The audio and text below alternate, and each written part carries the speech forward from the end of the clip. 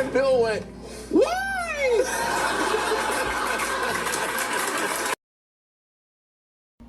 I get kind of anxious, especially when I'm, in front of like a big group of people. Bill Hader is one of the biggest comedians in the world, making millions laugh on a weekly basis. As one of SNL's biggest stars, he has admitted his dealings with anxiety. Imagine this, moments before the show goes live, you're backstage, your heart is pounding, your mind is blank, and you realize you're having a full-blown panic attack. That was Bill's reality.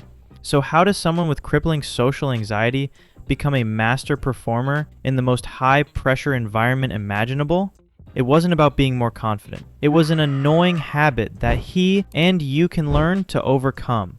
In this video, I'm going to show you the shift Hader had to make to become a star, and how you can use it to go from frozen and silent to fully present by being you. The root of all social awkwardness is a single illusion, the belief that the spotlight is on you. When we walk into a room, our brain tells us, they're all watching you. So you try hard to impress everyone with quick one-liners and jokes, but this pressure is what causes your mind to go blank. Bill Hader's anxiety came from that same feeling, the feeling of the entire audience's eyes on him. But to survive, he had to learn the first rule of acting. It is never about you. The moment you shift the spotlight of your attention off yourself and onto the other person, the pressure vanishes. You stop being an anxious performer and become a curious observer. You'll notice the awkwardness melting away and conversations naturally flowing. Not because you got smarter, but because you got curious. Curiosity turns everything around because you realize you can learn something from everyone instead of trying to read them like a book. Because when you're interested, and I mean truly interested, you never get tired of talking. Because you're not digging for filler questions, you're building a story with that person. Every bit of information is a new chapter. And before you know it, all that pressure you once feared has been released by acting genuine. And here's a secret. Human beings love to talk about themselves, especially when they feel understood. So don't focus too much on your problems, but be the open ear they could need. But there's a trap here. In our quest to be great listeners, we can become too passive.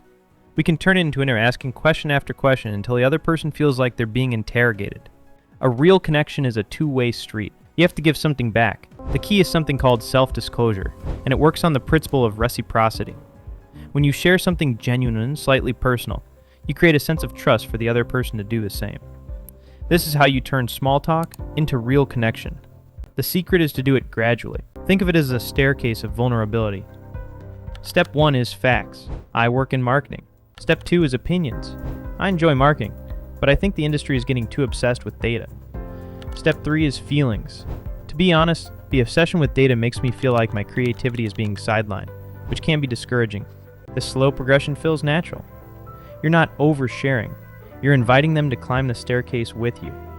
Instead of just saying, that was a good movie, you add a personal layer. The movie was good. I like the way they showed the main character's anxiety. Some of that felt incredibly real to me. That small addition is an offering. You've shared a tiny piece of your inner world, and it opens a door for them to share theirs. They might say, really? My sister deals with that. And suddenly, you're not talking about a movie anymore. You're talking about life. You're not stealing the spotlight. You're simply showing them that there's a real human being behind the questions. In a world of digital noise, this is the fastest way to prove you're worth connecting with. Okay, so you shifted the focus. But what do you do now? Well, you don't need to be a social wizard in order to keep a conversation from dying. You just need to master one thing. Follow-up questions. It's the real breakthrough that even improv comedians use. It's the secret weapon of almost every SNL sketch. A two-word rule. Yes and. The yes is you accepting the reality your partner has given you. You don't deny it or ignore it, you validate it. In conversation, this is simple listening. The and is how you build on that reality. It's the contribution that moves the show forward. In real-life conversations, the and is a follow-up question. This is the cheat code Bill Hader used, where you no longer need to invent new topics from thin air. The other person gives you all the material you need. Your only job is to be curious enough to pick it up. The best conversationalists aren't leaping from topic to topic, they're diving deeper into one, using the momentum of the conversation to their benefit. Instead of, oh, nice, you ask, what made you go to Spain, or how is the food there? And with each genuine question, they'll lean in with more interest. This all works because you started to listen, not just respond.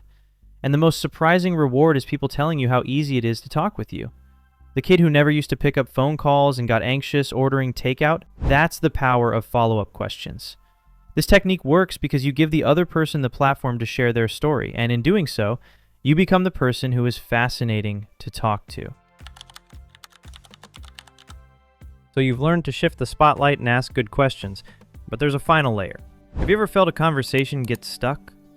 Either it's trapped in shallow small talk, or you dive too deep too fast and the other person pulls back. This is because a great conversation isn't just about the topic, it's about the rhythm. Think about Bill Hader's career. This is an actor who can play Stefan, the absurd, hilarious New York City correspondent, but also Barry Berkman, a deeply troubled and violent hitman. His genius isn't just being funny or serious, it's his mastery of emotional range. He knows when to dial the energy up and when to bring it down. A great conversation requires that same skill. It needs to breathe. It can't be all jokes or it feels shallow. It can't be all drama or it becomes exhausting. The conversations that stick with you are the ones that give you both. I remember one night talking about serious work stress with people I barely knew. The energy was getting heavy. Then someone broke the tension. Speaking of stress, have you seen that video where the guy tries to meditate while his cubicle collapses? We all erupted into laughter. The bond from the serious talk was still there, but the laughter gave us a release. That's when it clicked. Lightness doesn't dilute depth, it protects it. This isn't about rapidly changing the subject. It's about sensing the energy of the conversation and providing what's needed. If things are too heavy, inject a lighthearted observation or a funny story.